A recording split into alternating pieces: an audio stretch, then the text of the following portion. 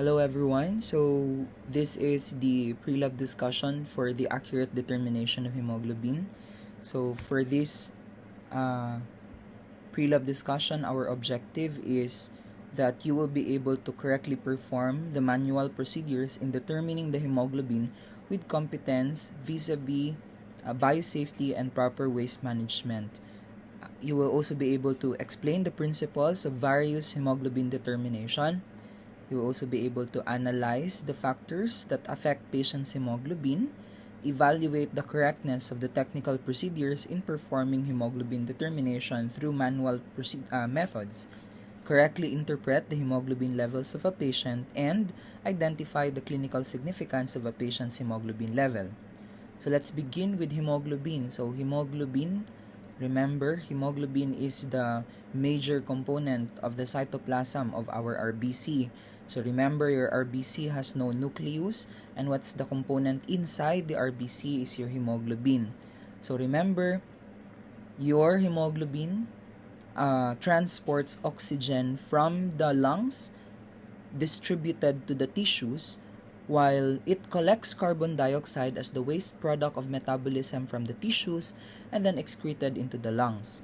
So it also acts as a buffer. Remember this because your hemoglobin can maintain the pH balance or the acid-base balance in our blood, and it can also act as binding, inactivation, and transport of your nitric oxide. So as a review, your nitric oxide is a vasodilator.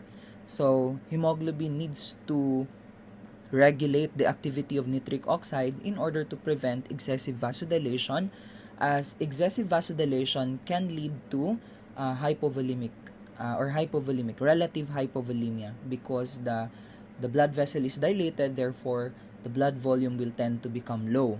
Okay, so always remember, as a review again, the concentration of your hemoglobin within the RBC is approximately 34 grams per deciliter. So do not forget, 34 grams per deciliter. That's the approximate concentration of hemoglobin in individual red blood cell. Okay? So therefore, it has a molecular weight of approximately 64,000 daltons. So that means it cannot be able to cross the kidney. No, remember, there is a certain molecular weight that is allowed only in the kidney. In fact, that's, if I'm not mistaken, that's 78,000 daltons. So, mas malaki pa rin yun. So, that means RBC can still pass through, but because of the characteristic protein in the RBCs, it should not be able to pass through the kidney. So, okay, what else? So, another thing is that your hemoglobin contains oxygen. No? So 1 gram of hemoglobin can carry 1.34 ml of oxygen. So do not forget 1 gram of your hemoglobin can carry 1.34 ml of oxygen with a constant 3.47 milligram iron. Again, that's a constant 3.47 milligram iron. Always remember this information because paulit-ulit itong tinatanong sa inyo. So, remember the structure of your hemoglobin, no? Your hemoglobin is divided into two components. You have your heme, the iron component, and globin, which is the protein component. So, your heme, it contains protoporphyrin 9, the iron atom in the ferrous form. Remember, the functional ferrous iron in the body, or the functional iron in our blood, is ferrous, because ferrous can reversibly bind oxygen. So what happens if ferrous becomes ferric, naging Fe3 siya? So when that happens, the iron will be, or this hemoglobin will not release oxygen to the tissues, because ferric iron, your Fe3, it cannot reversibly bind to oxygen. So, irreversible ang binding. So, that means when an oxygen binds to a ferric iron, it will not deliver oxygen to the tissues. Hindi niya yan bibitawan pagdating sa tissues. So, another one is your globin. Your globin is again a protein component of hemoglobin. So, it is composed of two different polypeptide chains. As you can see here, we have you can see two chains here, right? So different types of globin. So we have alpha, beta, ganyan. So I hope you can still recall, no? Alpha, beta, when you were still a fetus, you can produce your zeta chain, epsilon chain, gamma chain. So those are globin proteins that are present during fetal life. But now that we are adult, the components of our globins are already alpha and beta. Okay? So remember again, hemoglobin is composed of heme and globin. Heme, protoporphyrin 9, while globin is a protein component. Therefore, when your hemoglobin is broken down, pag nasira ang hemoglobin, heme will destroy or will be destroyed to create the pure iron, which will go back to the bone marrow. Okay? While your globin will go back to the protein pool, which is probably in the liver, it will be recycled, or it will go back to the bone marrow for recycle or reuse. So this is your heme structure. As you can see, there's one ferrous. Again, it's in ferrous state, Fe2 kasi Fe3 and that's ferric already. So hemoglobin is made up of 4 prosthetic heme groups. So 4 prosthetic heme groups. If iron is lacking because of either decreased dietary intake or increased loss from the body such as excessive bleeding, hemoglobin molecule is not formed sufficiently, thus resulting to anemia. So that means if you have decreased iron intake, for example, lesser ang iron source mo, most likely it can lead to anemia also. And for example, if you are having chronic blood loss, ibig sabihin matagal-tagal ka na ding nagkakaroon ng bleeding, no? In female who are menstruating, they will have transient anemia. Transient ibig sabihin nawawala lang din after their menstruation. Okay, so now let's proceed to your types of hemoglobin. So we have your oxyhemoglobin and your deoxyhemoglobin. So oxyhemoglobin contains, both of them contains ferrous. Okay? So parehas sila may ferrous, but the difference is that yung oxyhemoglobin, it has oxygen in it. Therefore, your oxyhemoglobin can be found in the arterial blood, while your deoxyhemoglobin can be found in the venous blood. Okay? So remember, oxyhemoglobin is relaxed form with 2,3 bisphosphoglycerate.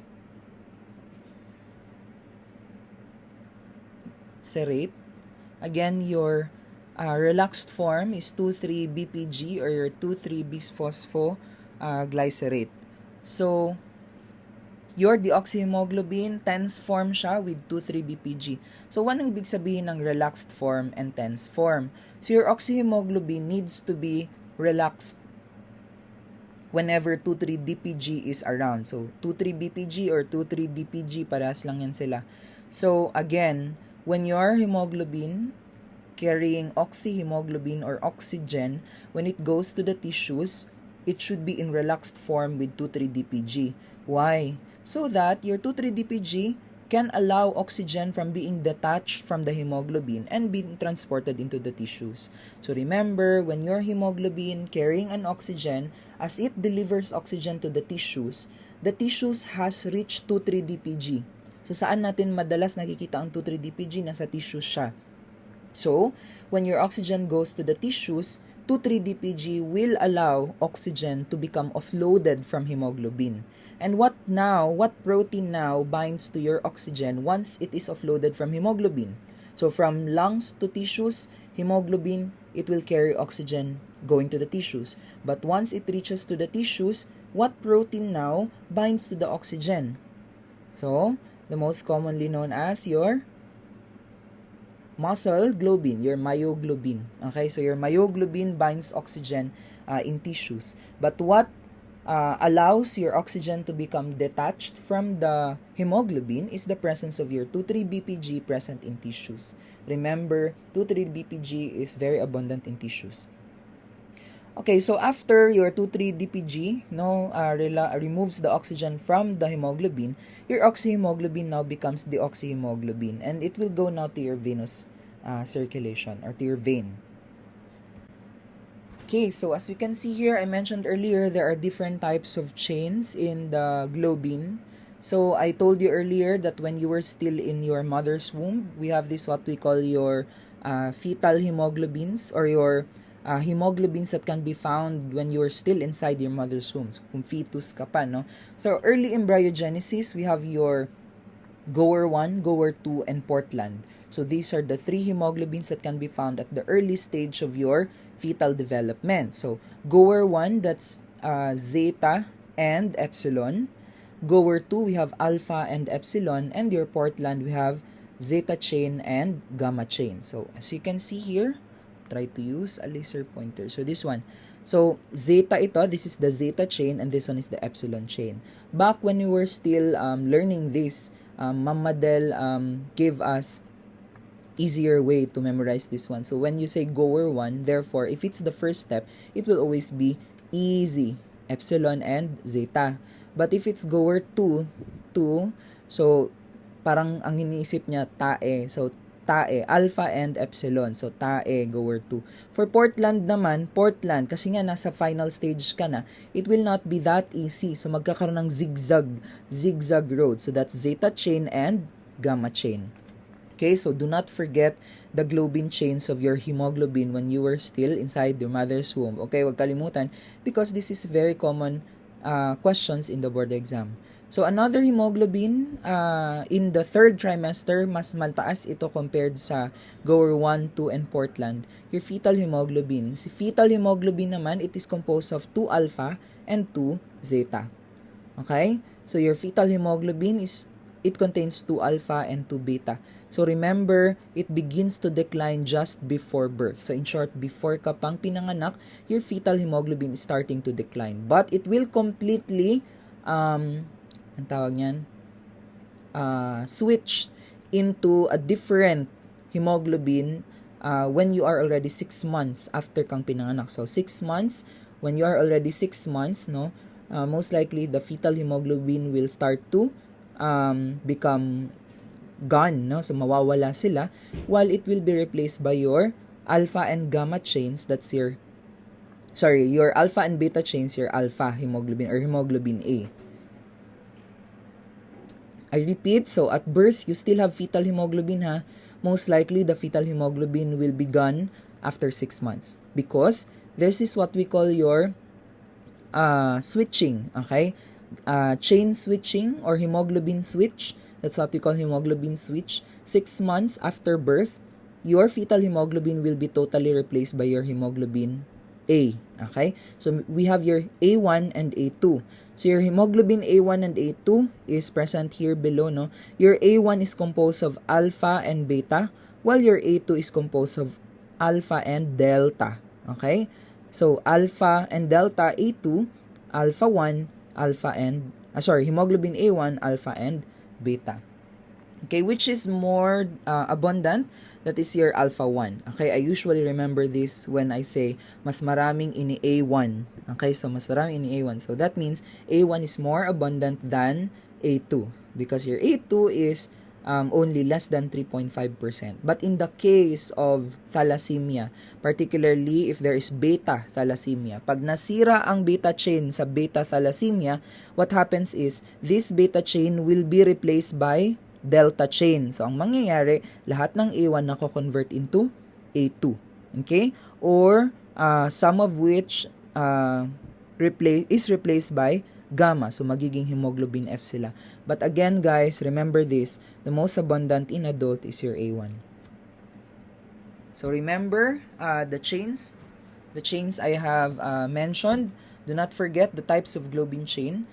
And remember, normal production of these globin chains vary depending on the age of development. So, you know already that when you are still in the fetal age, so these are the hemoglobins present, while at birth, these are the hemoglobins present, and as you grow older, these are the hemoglobins present. So you still have the hemoglobin F, okay? You still have the hemoglobin F, but it is very much lesser in number. But the most abundant is your hemoglobin A1. So now let's discuss your dyshemoglobin. Dyshemoglobin from the term dys. So ibig sabihin dysfunctional hemoglobin. So it is unable to transport oxygen. Why do you think so? Because probably there's a change in the iron state. So parang ang iron na ferrous naging ferric. So therefore it cannot efficiently transport oxygen. Or masyadong napapalitan ng carbon dioxide or carbon monoxide yung ating hemoglobin. So that means instead of binding oxygen, carbon monoxide ang nandoon. So, such as in carbon monoxide poisoning, no? So, those are the different, kumbaga, types of this hemoglobin. So we will discuss that one in the succeeding slides. So remember, it may form and may accumulate to toxic level. So that means if it's not yet into toxic level, it can still be reversible after exposure to certain triggers, such as when carbon monoxide binds to hemoglobin instead of oxygen. That's another type of this hemoglobin. Or when that happens, no, pag hindi siya nakaka-transport ng oxygen efficiently, there can be hypoxia or cyanosis. You know the meaning of hypoxia and cyanosis. So remember, if it cannot be corrected, it will eventually lead to death. And what hemoglobin or this hemoglobin that cannot be corrected, so that's what we call your sulfhemoglobin. Sulfhemoglobin, magkakaroon ng sulfhemoglobin if your hemoglobin is replaced or attached to a sulfur. Okay, so remember, sulfhemoglobin is irreversible. It can eventually lead to death, lalo na if hindi siya nako-correct. So most cases are acquired and only a small fraction is hereditary. So now let's go to the first dishemoglobin. So your first dishemoglobin is your methemoglobin. In methemoglobin, it is also known as your hemoglobin. So what happens in methemoglobin? In methemoglobin, ang ferrous iron nagiging ferric siya.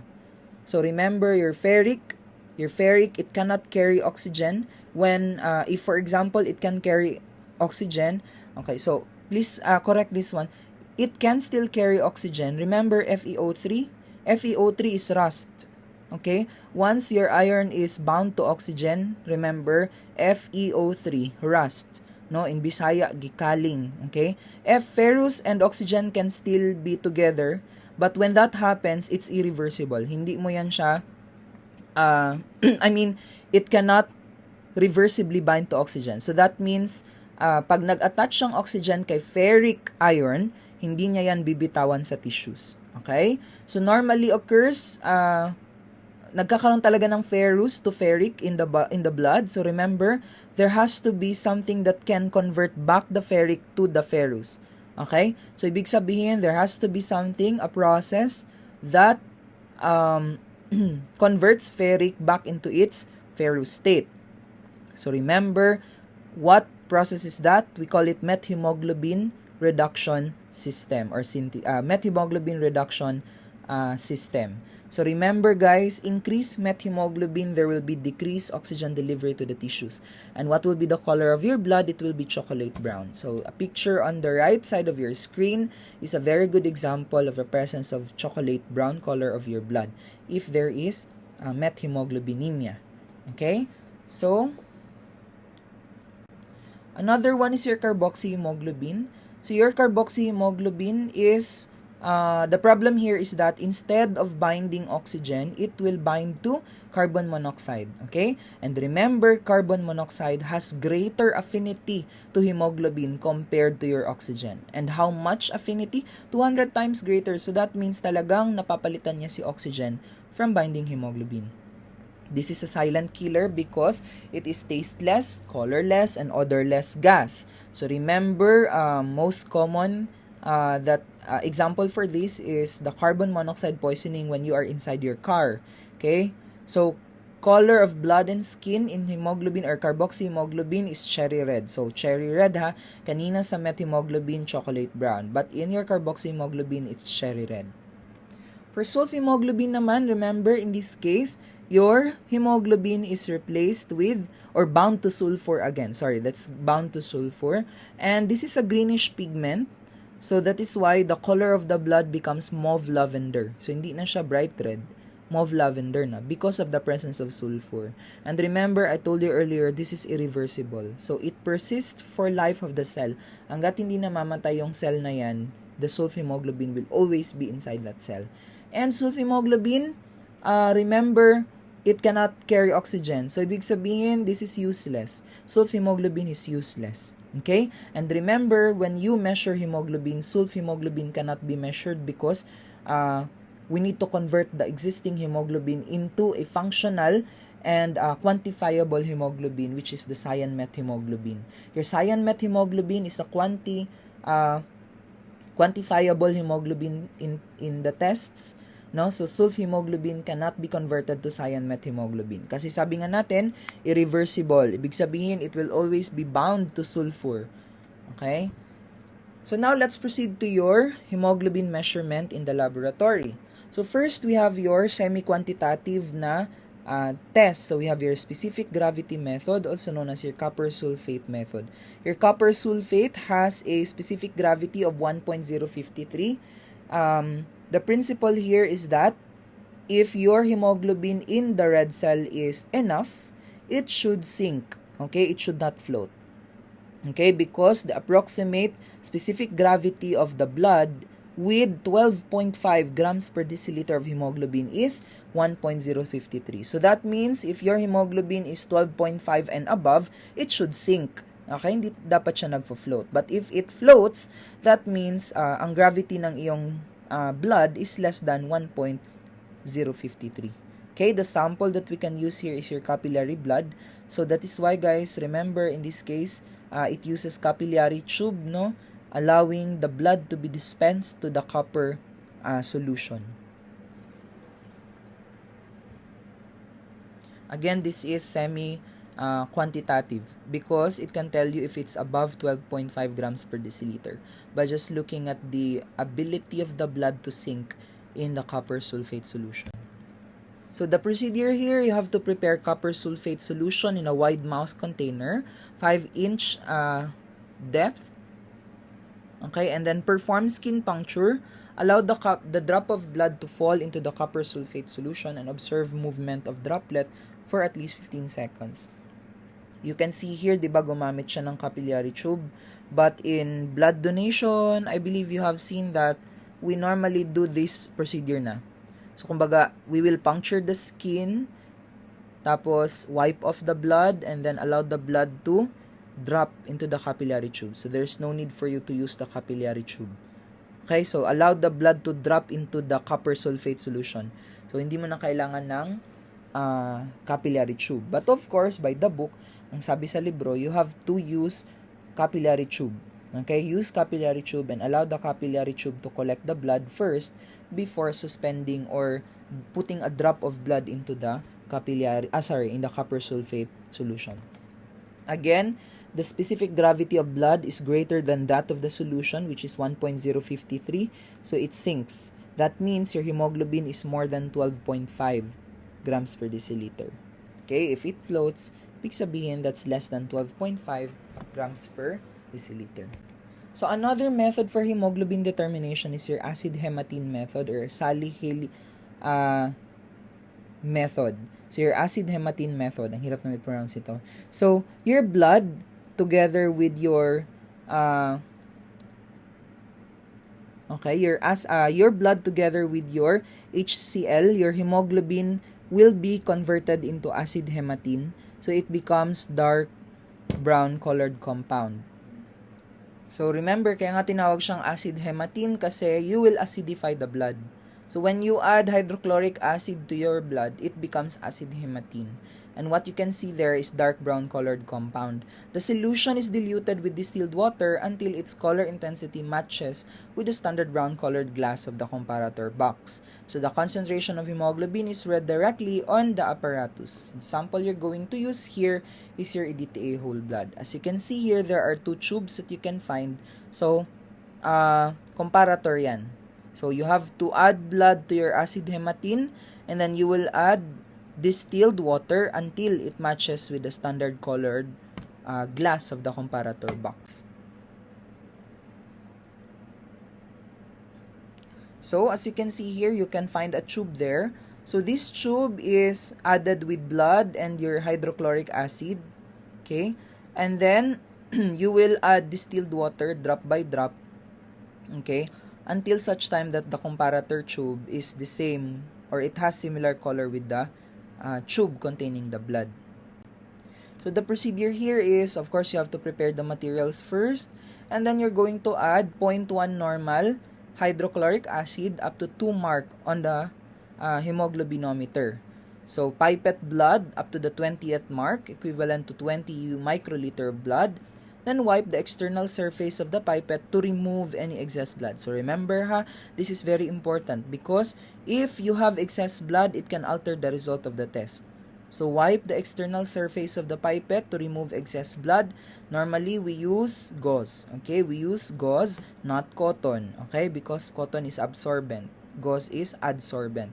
Okay, so add the blood into the hemoglobinometer containing hydrochloric acid and then rinse the content of the pipette by drawing in and blowing out the acid 2 to 3 times. Thoroughly mix the blood with the acid. So remember, you have to completely put the blood from the pipette into the solution, the hydrochloric acid solution. So, ibig sabihin, for you to do that, you have to draw ka muna ng acid and then blow muna naman yung acid from the pipette. So, allow this to stand undisturbed for 10 minutes. So, ibig sabihin, you have to incubate it at 10 minutes. Place the hemoglobinometer in the comparator and add distilled water to the solution drop-wise, so drop by drop, stirring with the glass rod until its color matches with that of the comparator glass. So remember, while matching the color, the glass rod must be removed from the solution and held vertically in the tube.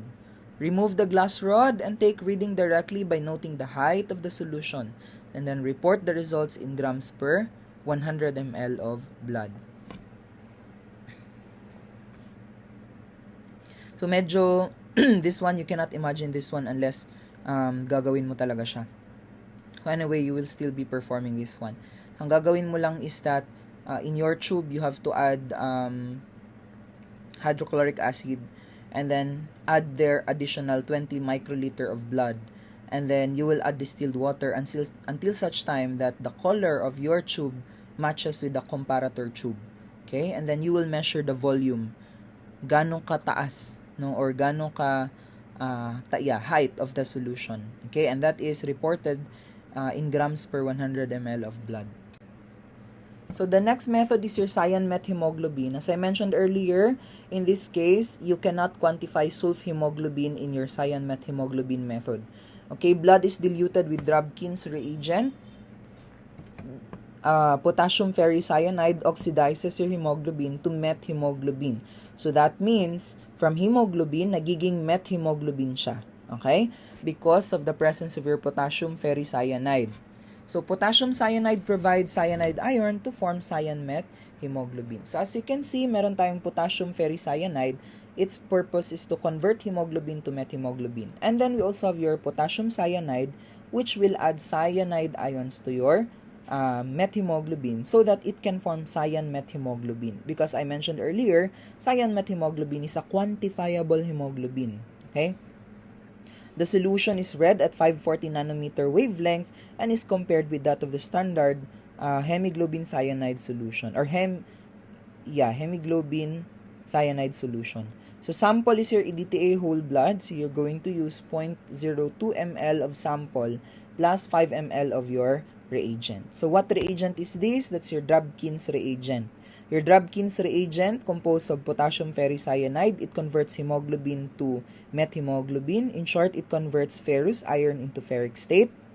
Potassium cyanide will donate cyanide ions, and sodium bicarbonate. It shortens the time needed for the complete conversion of hemoglobin to hemoglobin cyanide, and that lasting for 10 minutes. Without the sodium bicarbonate, mas matagal pa ang conversion ng hemoglobin into hemoglobin cyanide. So, this enhances lysis of erythrocyte and decreased turbidity from protein precipitation. In the modified Drobkin's, your sodium bicarbonate is replaced with dihydrogen potassium phosphate because it decreases further the reaction time into 3 minutes only. Okay, so that means, as a summary, your hemoglobin ferrous iron is converted first into ferric by adding potassium ferricyanide, so nagiging methemoglobin siya, plus by donating cyanide ion through potassium cyanide, it can become cyan-methemoglobin. So your sodium bicarbonate, it will speed up the conversion of hemoglobin to methemoglobin by 10 minutes, while in the modified Drobkin's, your dihydrogen potassium phosphate converts your hemoglobin to methemoglobin as shorter as 3 minutes duration only. The procedure is this one. So prepare all equipment and label tubes as blank, standard, and unknown. So, tatlong tube yan na blank, standard, and unknown. So, turn on the spectrophotometer and set the wavelength at 540 nanometer. And then, you will pipette as follows. So, for the blank, 5 ml lang. Kasi blank, ibig sabihin, reagent blank lang yan. Walang anything. Standard is hemoglobin standard, 20 microliter, and your 5 ml Drabkins reagent. And the test na tube mo naman is 5 ml of Drabkins and 20 microliter of your blood coming from the patient. Allow the mixture to stand at room temperature for at least 10 minutes or 3 minutes depending on the reagent used. So if you use modified Drabkins, 3 minutes. If you use the Drabkins reagent, 10 minutes. Okay, and then transfer the contents of the tube into cuvette. Parang spectrophotometer reading ka lang. And then you have to run first the reagent blank. Okay? Run first the reagent blank in spectrophotometer and then read the absorbance. Place the standard into the cuvette and read the absorbance. So, ang unang gagawin mo, read the absorbance of the reagent blank and then read the absorbance of the standard. Standard is composed of 5 ml na Drabkins plus 20 microliter of standard solution. While the last one is your sample tube. Yung sample tube mo na merong 5 ml Drabkins plus 20 microliter of blood. And then, calculate hemoglobin concentration using this formula. So, your absence of unknown divided by absence of the standard multiplied to the concentration of the standard in milligram per deciliter divided by 100 times to 251. That is how you compute for your hemoglobin cyanide. You have to determine the absorbance of your sample, standard, and reagent blank. The purpose, by the way, of reagent blank is to remove or calibrate or to tear the machine, no, para mawala yung kanyang color. Kumbaga, the color of the blank of the reagent will not contribute to the color of the absorbance of the sample. Okay, so reagent blank is done in order to tear, kumbaga, or lessen the contributory factor ng reagent mo to the color present in the sample. So what are the errors in your hemoglobinometry? So one source of error is turbidity, no, because of increased WBC count. So how do you correct this one? You have to centrifuge the reagent sample solution and then supernatant is measured. So pag maraming WBC, it can lead to turbidity. So kapag lipemic naman ang sample, you have to add 0.01 ml of the patient's plasma to 5 ml of Drabkins reagent and using this solution as the reagent blank. So ibig sabihin, lalagay mo yung patient's plasma to 5 ml of the Drabkins reagent. So apart from 5 ml Drabkins reagent na reagent blank, dadagdagan mo pa talaga siya ng sample ni patient na plasma sample niya so that the lipemia can be corrected. Okay? So cells containing your hemoglobin S or hemoglobin C, yung mga abnormal hemoglobins natin, it can lead to turbidity. Remember, it's resistant to lysis, therefore it can lead to turbidity. So make a 1:2 dilution with distilled water, and then 1 part diluted sample plus 1 part water, and then multiply the results from the standard curve by 2. Okay, so this is just a way on how to correct the interference of your hemoglobin S and hemoglobin C.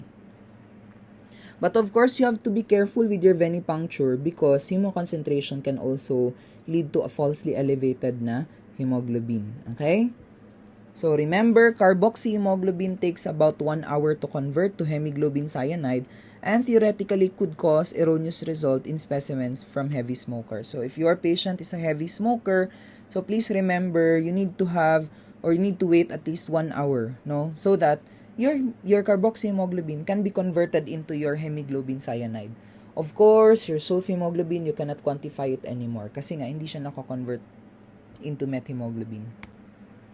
Second error is your inherent error in the method. So the use of hemoglobin cyanide standard for calibration of the instrument and for the test itself eliminates the major source of error. So that means you have to run a standard solution into the spectrophotometer para hindi magkaroon ng major interference.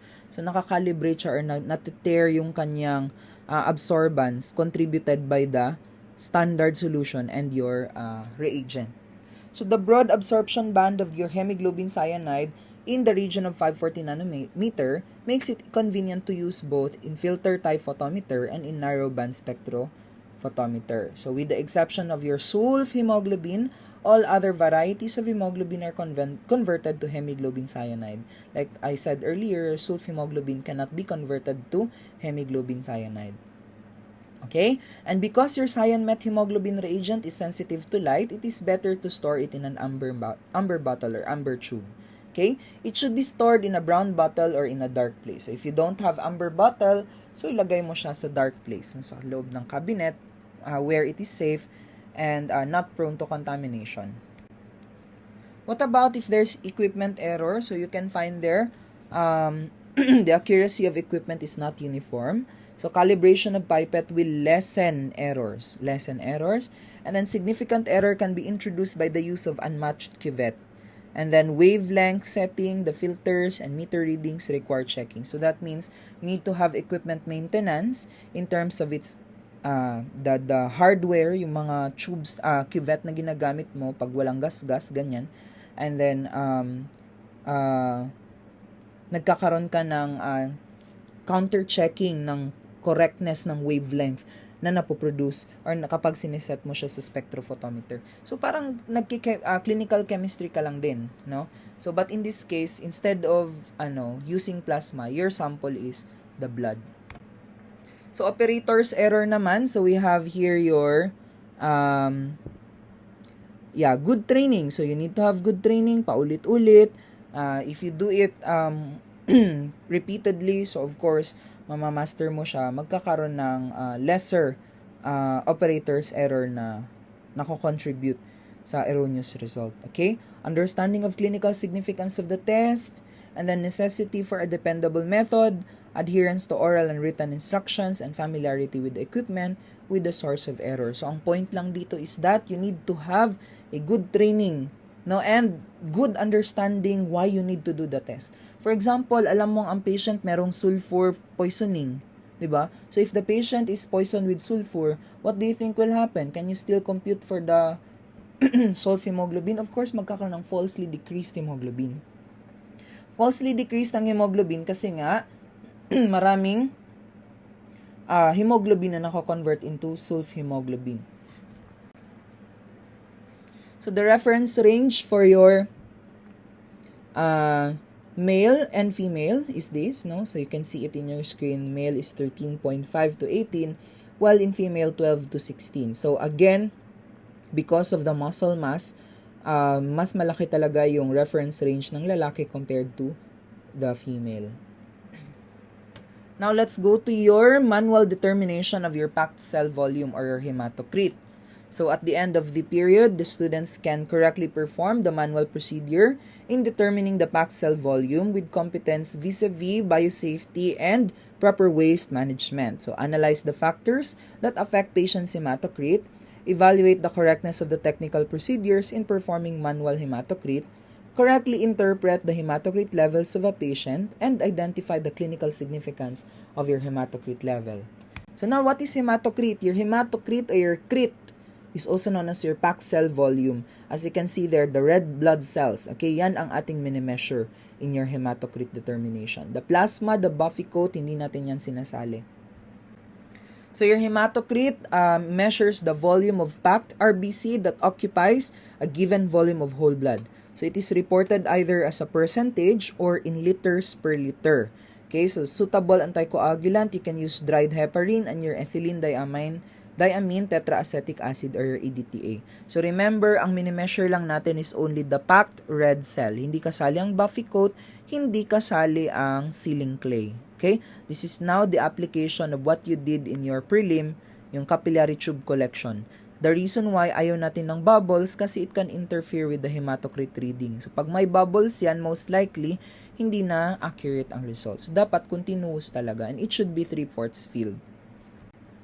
So, let's go to the determination of your hematocrit. Yung picture, as you can see in this photo, yung sealing clay na malapit siya sa gasket. Okay, away from the center.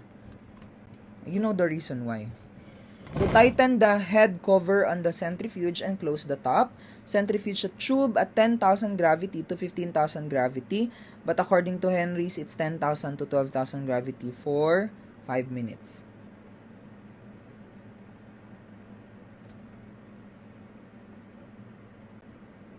Okay, now, after that, you're going to use a microhematocrit reader device. So, ang gagawin mo niyan is you will be placing the tube like this.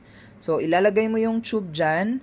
You will determine, okay, nasaan yung topmost layer. Ilagay mo yung topmost layer sa 100. And then, yung 0 naman dito sa bottom part ng packed cell volume. Hindi sa clay, okay? Not in the clay. So, as you can see here, the topmost layer, which is the plasma, naka-align siya sa 100, and then yung bottom part ng packed cell volume is nasa 0. And then you can identify saan dyan yung nasa gitna. Okay, so in this case, 45. Tama ba? So 45. The hematocrit here is 45 kasi it's in between the 50 and 40. So the hematocrit is 45. So ganyan siya basahin. So remember, the values of the duplicate hematocrit should agree with within 1% lang. Okay, within 1%. Report the average of the two results. If hindi nag-agree within 1%, you have to repeat the whole procedure. Okay, so the interpretation is what happens if, ganito, 45 ang hematocrit niya. 45%, okay? The normal hematocrit, average hematocrit is 45.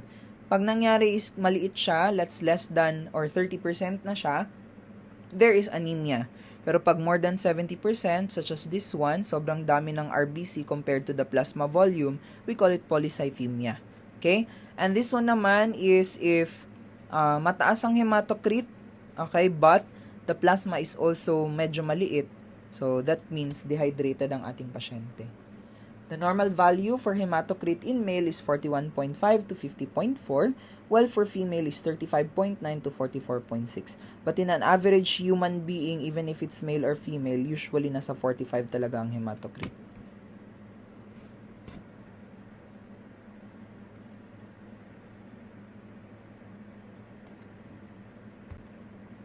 Okay, so what are the sources of error in your hematocrit reading?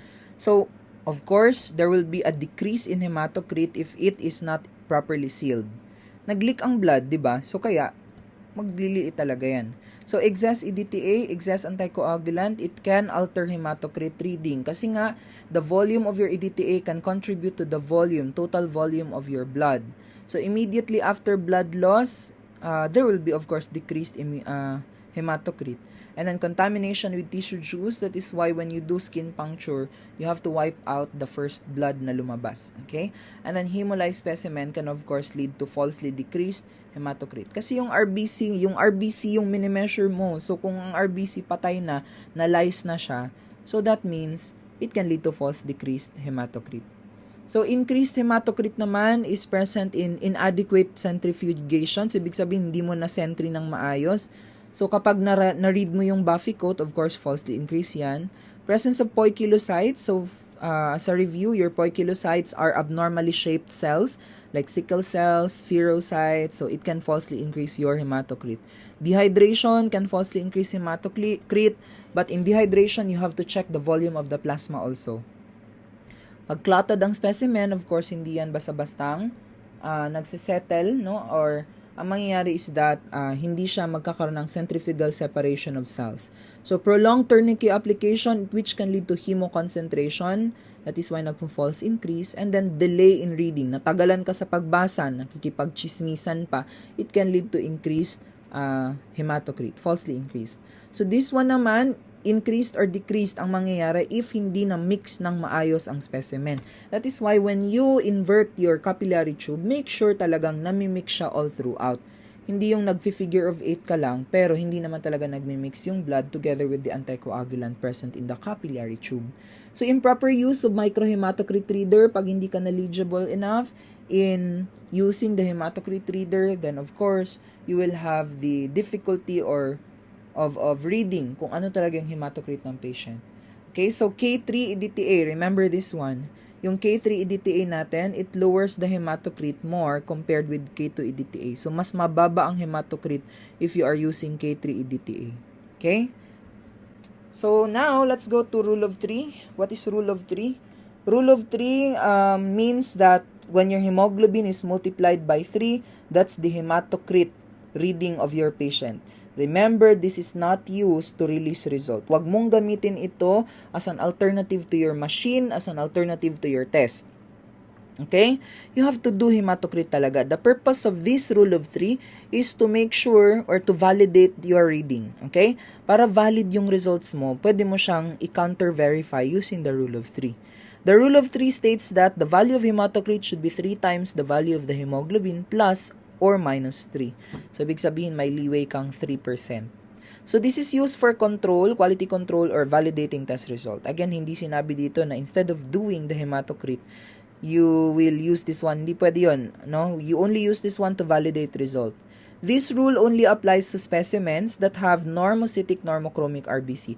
O, ito, look at the MCV and the MCHC. If the MCV and MCHC, or MCV the cell size and the MCHC the color of the RBC is abnormal, do not use rule of 3 to verify the result.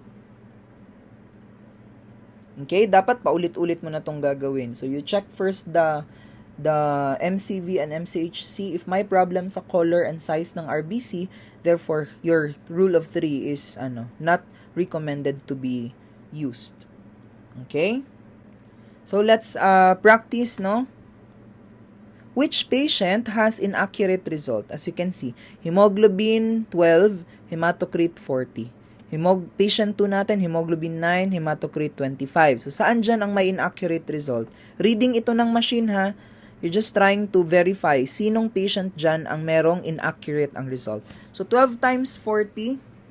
What is 12 times 40? 12 times 4, 12 times 3 rather. 12 times 3, that's 36. So, ibig sabihin, itong number 1 patient natin, dapat ang hematocrit niya 36. Plus minus 3 man.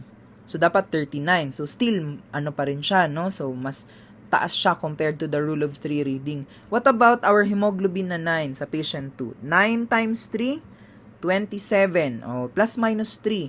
So, 27 minus 3, ang leeway natin sa lower value is 26. 25, 26, 27, 28 rather. Okay, so in this case, our hematocrit is 25%, so pwedeng acceptable ang patient 2. So, sino dito ang may inaccurate results? So, patient number 1. You multiplied 12 by 3, the answer is 12 by 3. The answer is 36. Tama? But our patient's hematocrit is 40. What happened if 37, 38, 39? Kung 39 ang hematocrit ng patient, pwede pa, acceptable siya kasi plus minus 3 man. But in this case, 40 siya, so hindi siya acceptable. Okay, which patient has inaccurate results? So, ito na naman. Hemoglobin mo, i-multiply mo into 3. 14.5 times 3, that's 43.5. Okay? 43.5 or 44%. So, next, itong patient 2 natin. 4.7 times 3, ang answer is 14% lang. Pero ang hematocrit ni patient is 30%. But the question now is asking sino ang may accurate result. So, ang tamang result is patient number 1. Okay? Because when you multiply 14.5 by 3 using the rule of 3, the answer is 43.5, which is 44%. Well, ito namang patient number 2 natin, 4.7, no? Minumultiply mo by 3, the answer should be 14.1. But look at the hematocrit. Hindi siya pumasok sa plus minus 3% ng hematocrit reading according to the rule of 3. So that ends the pre-lab discussion for hemoglobin and hematocrit. If you have questions, please do not hesitate to ask.